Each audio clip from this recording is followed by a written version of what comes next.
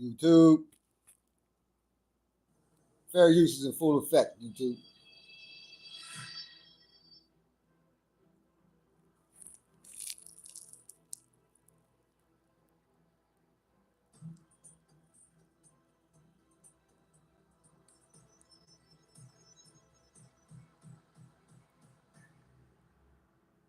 Welcome to the USS Global YouTube channel.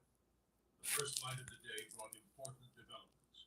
A nuclear-powered U.S. aircraft carrier arrived in South Korea for a tri-national exercise aimed at stepping up military training, days after North Korea and Russia signed a mutual defense treaty. The South Korean Navy issued a statement saying, "The U.S. Navy's aircraft carrier Theodore Roosevelt arrived at Busan Naval Base on the morning of June 22nd. The carrier's arrival demonstrates the strong joint defense posture of the South Korea-U.S. alliance and its determination to respond to the growing threats from North Korea. The carrier is expected to participate in joint exercises with South Korea and Japan this month. Pyongyang has always denounced such joint exercises as a rehearsal for invasion.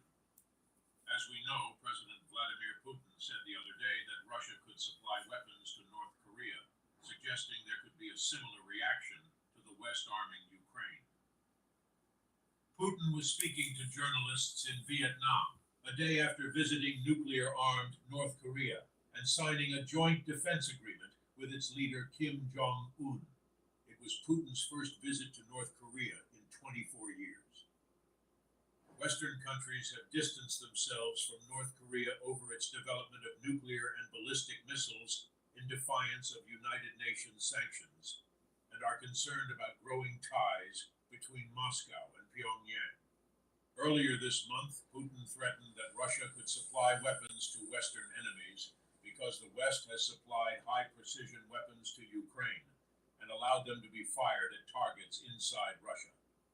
In his latest comments, he said North Korea could be one of the recipients of Russian Putin's weapons. just looking for a reason Putin to stated, start war with any country that's not "I his said ally. that we reserve the right to supply weapons to other parts of the world, including Pyongyang. Fair use is in I full do not effect, exclude this YouTube. either, taking into account our agreements with North Korea. The Fair agreement use signed by Putin and is in Kim full commits effect. each side to immediately provide On the military audio. assistance to the other in the event of an armed attack on one of the parties. Putin said Moscow expected cooperation with North Korea to act as a deterrent for the West, but there was no need to use North Korean troops in the war in Ukraine. Regarding the possibility of somehow using each other's capabilities in the conflict in Ukraine, we do not demand it from anyone.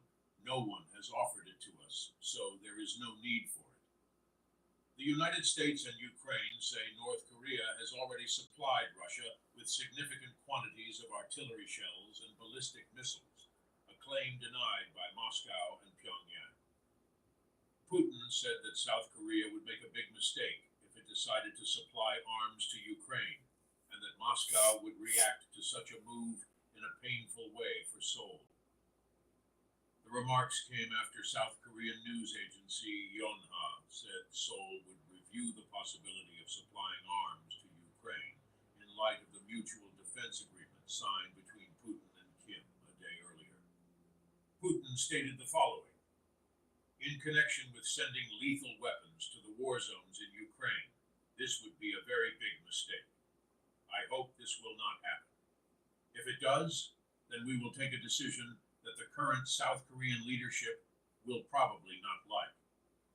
South Korea has seen a huge growth in international military sales in recent years, but it has a long-standing policy of banning arms sales to active conflict zones and has stuck to it, despite calls from the U.S. and Ukraine to reconsider. There is ongoing debate about how strong a security commitment the agreement between Russia and North Korea embodies. While some analysts see the agreement as a complete revitalization of the country's Cold War era alliance, others say it appears more symbolic than significant. Ankit Panda, a senior analyst at the Carnegie Endowment for International Peace, said the text was carefully worded so as not to imply automatic military breakthroughs. Ankit Panda continued. The big picture here is that both sides are willing to put on paper and show the world how far they plan to expand the scope of their cooperation. Putin told reporters in Hanoi that Moscow was considering possible changes to its doctrine on the use of nuclear weapons, expanding on comments he made earlier this month on nuclear weapons.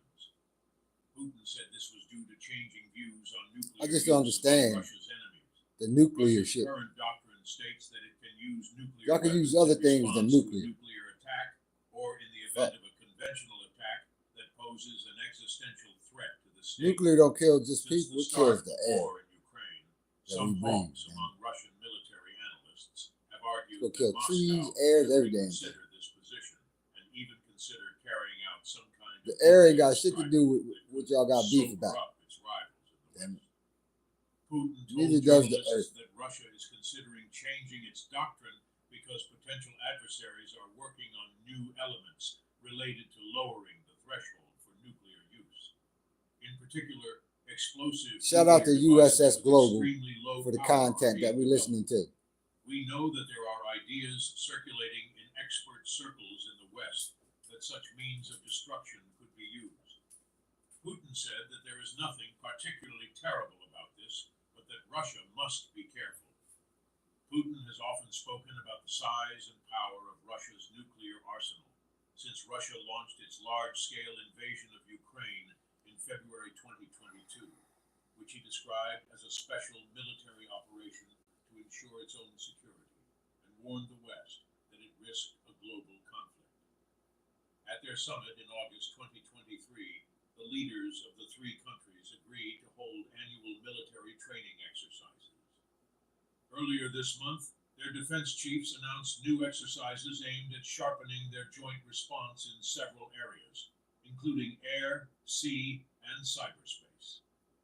The arrival of the USS Theodore Roosevelt Strike Group comes a day after South Korea summoned its ambassador to Russia in protest at the agreement reached this week between Russian President Vladimir Putin and North Korean leader Kim Jong-un. The agreement commits to mutual defense assistance in the event of war. South Korea said the agreement between the two isolated countries posed a threat to its security and warned that it could consider sending weapons to Ukraine in response to help fight the Russian invasion. North Korean troops have also recently engaged in activities such as laying more mines, reinforcing tactical roads, and adding anti-tank barriers near the border, according to the South Korean military. The two Koreas are locked in a tit-for-tat balloon war, with an activist in the South confirming on Friday that it has flown more balloons carrying propaganda to the north. Pyongyang has already sent more than 1,000 balloons carrying garbage to the south, and Kim's powerful sister, Kim Yo-jong, has warned that the north is likely to retaliate. In addition, the United States on Tuesday renewed its warning that it must defend its close treaty ally, a day after Philippine Navy personnel were injured and supply boats damaged in one of the most serious clashes between the Philippines and China in a disputed shoal zone. Officials said it was in the South China Sea. China and the Philippines have accused each other of provoking hostilities on the Second Thomas Shoal, occupied by a small Philippine Navy contingent aboard a stranded warship and closely watched by the Chinese Coast Guard, Navy, and suspected militia vessels amid years of territorial tension. Long considered a flashpoint in Asia, there are fears that the disputes could escalate and drag the U.S. and China into greater conflict.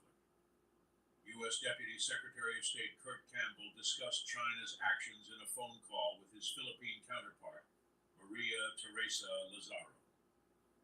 Both agreed that China's dangerous actions threaten regional peace and stability, State Department spokesman Matthew Miller said. Campbell reaffirmed that the 1951 Mutual Defense Treaty, which obliges Washington and Manila to help defend each other in major conflicts, covers armed attacks on Philippine armed forces, public ships, or aircraft anywhere in the South, including Coast Guard aircraft. A Philippine government task force overseeing territorial disputes condemned what it said were dangerous maneuvers, including ramming and towing, that disrupted a routine effort to transport food, water, and other supplies to Filipinos serving at the regional outpost aboard the BRP Sierra Madre. Without elaborating, the Philippine task force said that despite the illegal, aggressive, and reckless actions of the Chinese naval forces, our personnel showed restraint and professionalism, avoided escalating tensions, and continued with their mission. Their actions endangered the lives of our personnel and damaged our boats in clear violation of international law. The Chinese Coast Guard said the Philippines was fully responsible for this. It said a Philippine vessel ignored China's repeated serious warnings and unprofessionally and dangerously approached a normally sailing Chinese vessel in a dangerous manner, leading to the collision. 2 speedboats escorted the supply vessel as it attempted to deliver construction materials and other supplies to a military vessel stationed off the coast, according to the Chinese Foreign Ministry, which described the... Here, if you want a low price. Commercial, y'all. I hit pause on that shit. Let's do a 17-minute commercial. 30. I don't know where to start. I don't know. They're trying to get me. They really know. They hit 3 of them in there. Yep. The Coast Guard's maneuver as professional, restrained, reasonable, and legal. Philippine Defense Secretary Gilberto Teodoro Jr. said in a statement that his country's armed forces will resist China's dangerous and reckless behavior that contradicts its declarations of goodwill and courtesy. Teodoro continued his statement as follows: "We will make every effort to fulfill our sworn duty to protect our territorial integrity, sovereignty, and sovereign rights. It should now be clearly understood by the international community that China's actions are the real obstacle to peace and stability in the South China Sea."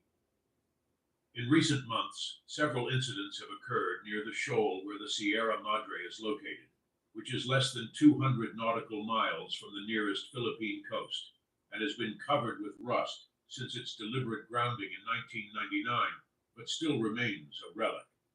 It is an actively deployed military vessel, which means that an attack on it could be considered an act of war by the Philippines.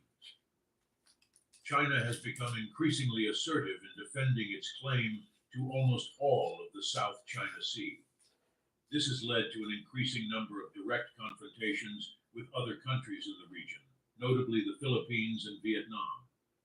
China's new law, which came into force on Saturday, authorizes the Coast Guard to seize foreign ships that illegally enter China's territorial waters and detain foreign crews for up to 60 days. The law renewed a reference to a 2021 law that says the Chinese Coast Guard can fire on foreign ships if necessary. That's great. At least 3 coastal governments with claims to the waters, the Philippines, Vietnam, and Taiwan, have said they will not recognize the law. Malaysia and Brunei are also involved in long-standing territorial disputes in the region, seen as a sensitive fault line in the long-standing U.S.-China rivalry. On the other hand, the U.S. came to the agenda with very important statements. At a time of escalating trade tensions, the Biden administration announced plans to further strain economic ties with Beijing, restricting American investment in critical Chinese technology industries that could be used to strengthen China's military. The proposed Treasury Department rules would ban certain U.S. investments in Chinese companies developing semiconductors, quantum computers, and artificial intelligence systems. The Biden administration is seeking to restrict American financing from helping China develop advanced technology that could be used for weapons tracking, government intelligence, and surveillance. The regulations are expected to be finalized later this year. They come almost a year after President Biden signed an executive order calling for an investment ban that would greatly affect venture capital and private equity firms doing business with Chinese companies.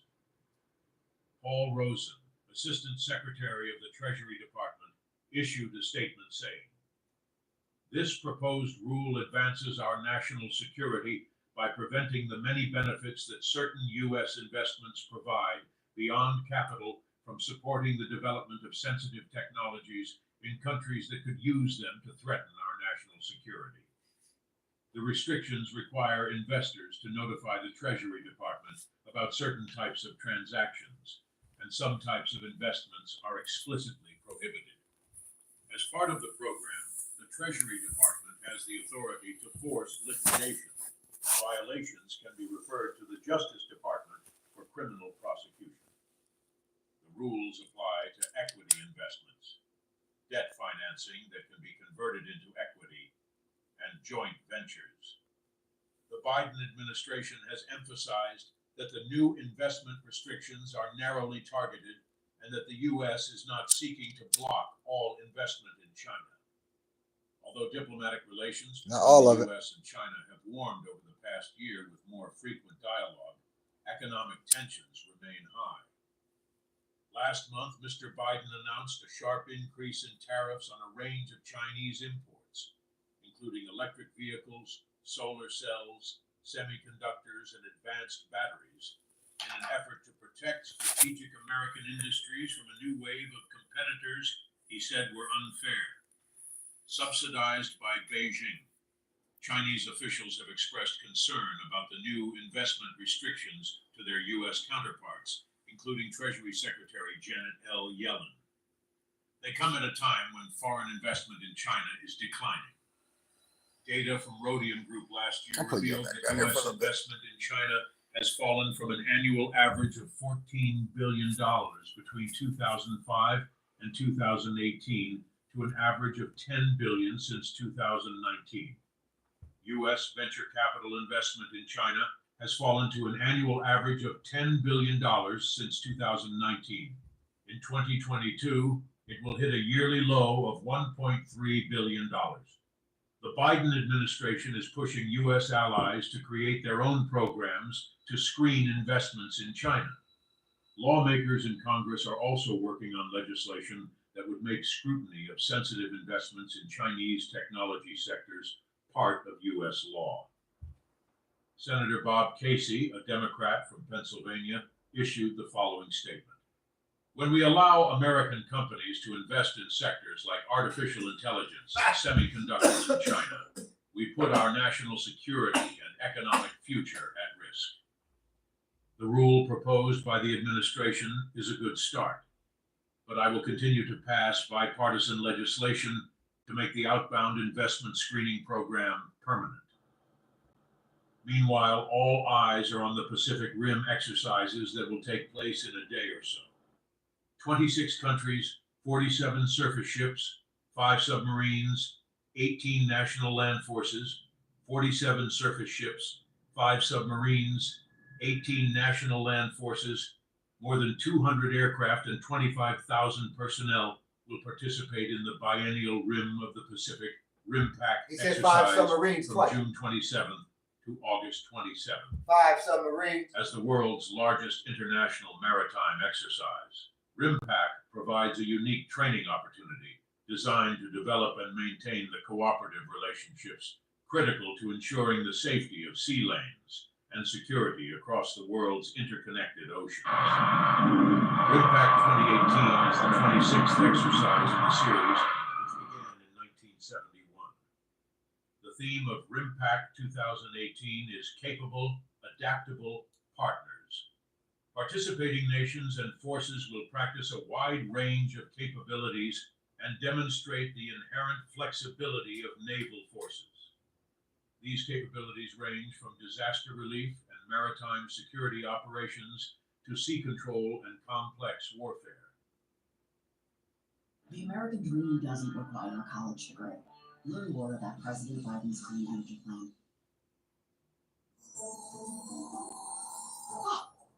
Luck. The disorientated work-from-home professional emerges from hibernation. But that's no match for her bronzing drops. She hasn't seen the sun in 5 days. The relevant, realistic training program includes amphibious operations, artillery, missile, anti-submarine, and air defense exercises, as well as counter-piracy operations, mine clearance operations, explosive ordnance disposal, and diving and rescue operations. This year's exercise involves forces from Australia, Brazil, Brunei, Canada, Chile, Colombia, France, Germany, India, Indonesia, Israel, Japan, Malaysia, Mexico, the Netherlands, New Zealand, Peru, the Republic of Korea, the Republic of South Korea, Brazil, Israel, Sri Lanka, and Vietnam are participating in RIMPAC for the first time. They fuel it up in the air. Additional firsts include New Zealand, We're serving talking as the about that. Naval Combatant Commander, Damn genius. and Chile serving as the Combined Force Naval Component Commander. This is the first time a non-founding RIMPAC country, Chile, has held a component command leadership position. This year will also feature the live firing of a long-range anti-ship missile, LARASM, from a U.S. Air Force aircraft, land-to-ship missiles by the Japan Ground Self-Defense Force, and a naval strike missile, NSM, from a launcher in 2014. The rear of the U.S. Army's Tracked Payload System, PLS.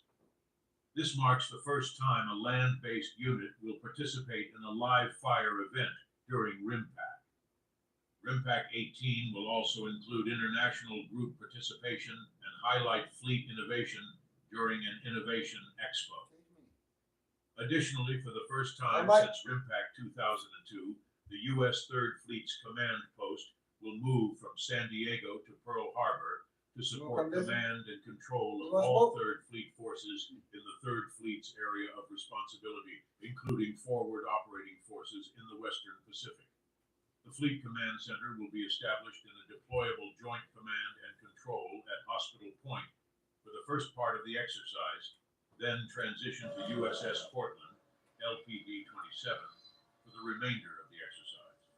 Hosted by the commander, U.S. Pacific Fleet, RIMPAC 2018 will be led by Vice Admiral John D. Alexander, Commander, U.S. 3rd Fleet, who will serve as the Combined Task Force, CTF, Commander.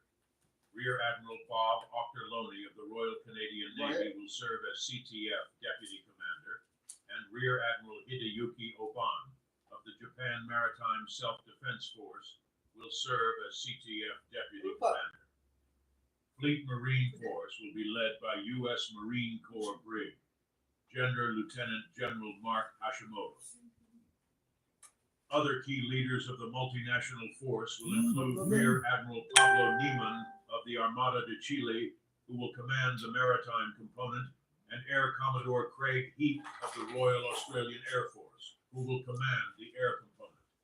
This powerful constellation of allies and partners supports sustainable and favorable regional balances of power that preserve security, prosperity, and a free and open international order. RIMPAC 2018 contributes to the increased lethality, resilience, and agility needed by joint and combined power to deter and defeat great power aggression in all areas and levels of conflict. Meanwhile, Canada participated in its first joint patrol with the Philippines in the South China Sea, SCS, in a multilateral maritime cooperation activity, MMCA, with Japan and the United States to promote freedom of navigation and overflight amid Beijing's growing assertiveness. The Royal Canadian Navy deployed the Halifax-class frigate HMCS Montreal to join the Philippine Navy's Gregorio del Pilar-class patrol ship BRP Andres Bonifacio, Japan Maritime Self-Defense Force Murasami-class destroyer JS Kirasami, and the U.S. Navy's Arleigh Burke-class guided carrier. The missile destroyer USS Ralph Johnson will be hit on June 16 and June 17, the U.S. Indo-Pacific Command, Indo-PACOM, said in a statement. The naval activity took place as China interfered with a Philippine resupply mission to the Ayungin Thomas II Shoal, a low-lying area within the Philippines' 370-kilometer exclusive economic zone, about 194 kilometers off Palawan province. However, the location of the MMCA was not disclosed. Officials said the activity demonstrates our shared commitment to strengthen regional and international cooperation in the maritime domain. The multilateral exercise included a series of activities and naval maneuvers to test and verify the interoperability of the armed forces' doctrines, tactics, techniques, and procedures, officials said. Analysts commented on the issue as follows. It also provided an opportunity to demonstrate professional interactions between the naval and air forces based on long-standing military traditions and customs. Cooperation like this represents the centerpiece of our approach to a safe and prosperous region where aircraft and ships of all nations can fly, sail, and operate wherever international law allows. The Philippines first launched separate maritime cooperation activities with the United States and Australia in November. Float in the water. In April, the MMCA was inaugurated by the Philippines, the U.S., Australia, and Japan. Japan, joining the MMCA for the second time, said it is committed to strengthening partnerships with like-minded countries to protect freedom of navigation and the rule of law. How can they just take over? Meanwhile, Canada has consistently expressed its support for the Philippines in the face of China's coercive actions in the West Philippine Sea and called on Beijing to comply with a 2016 arbitration ruling that declared its claim to almost all of the South China Sea baseless. Earlier this year, Canada signed a memorandum of understanding with the Philippines on a defense cooperation agreement, which officials said could lead to a visiting forces agreement later. In the wake of all this, another important development has emerged. The United States has approved a $360 million sale of more than 1,000 small armed drones to Taiwan, as the self-governing island China claims aims to strengthen its asymmetric warfare capabilities, taking into account successful tactics used on the battlefield in Ukraine. Taiwan will receive 720 Switch missiles and accompanying fire control systems worth $60.2 million. The U.S. Defense Security Cooperation Agency, DSCA, announced on Tuesday. The U.S. will also provide Taiwan with 291 Altius 600 Melanie mobile munitions and supporting components with a price tag of $300 million, DSCA said. The proposed sale comes as China has stepped up military pressure on Taiwan, conducting extensive military exercises around Taiwan and flying fighter jets near the island on an almost daily basis. China's ruling Communist Party claims democratic Taiwan as its own, although it has never been able to control it, and has vowed to reunify with the island by force if necessary. Under the Taiwan Relations Act, Washington is legally required to provide the island with the means of self-defense and has provided Taipei with defense weapons, but the arms sales have provoked angry rebukes from Beijing. In a speech at the Shangri-La Dialogue Defense Summit in Singapore earlier this month, Chinese Defense Minister Admiral Dong Jun criticized foreign interventionist powers for selling arms and having illegal official contacts with Taiwan, in an apparent reference to the United States. The Switchblade, which looks like a small fixed-wing drone, is an inexpensive, lightweight, precision-guided missile that can be launched from a variety of platforms within 2 minutes, stay aloft for 20 minutes, and has a range of 30 kilometers, 18.6 miles. Manufacturer AeroVironment says it has performed well in Ukraine's defense against Russia's ongoing invasion.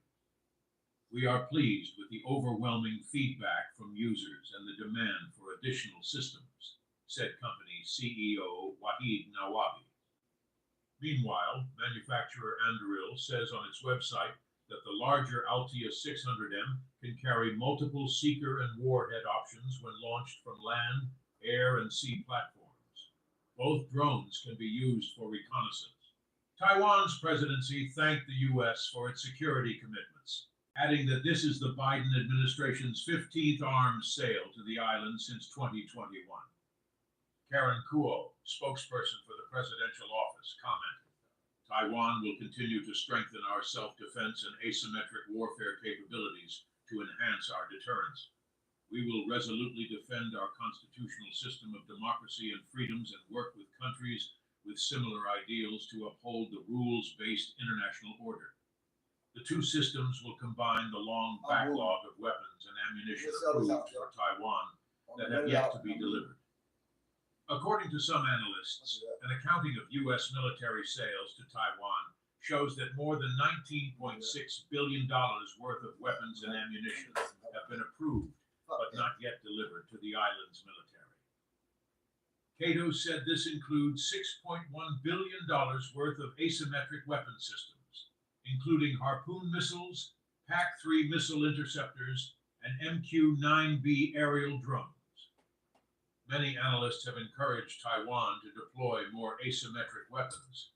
Thank you for tuning in. Thank you for tuning in, y'all. That's what the man said. That's what I'm going to say too.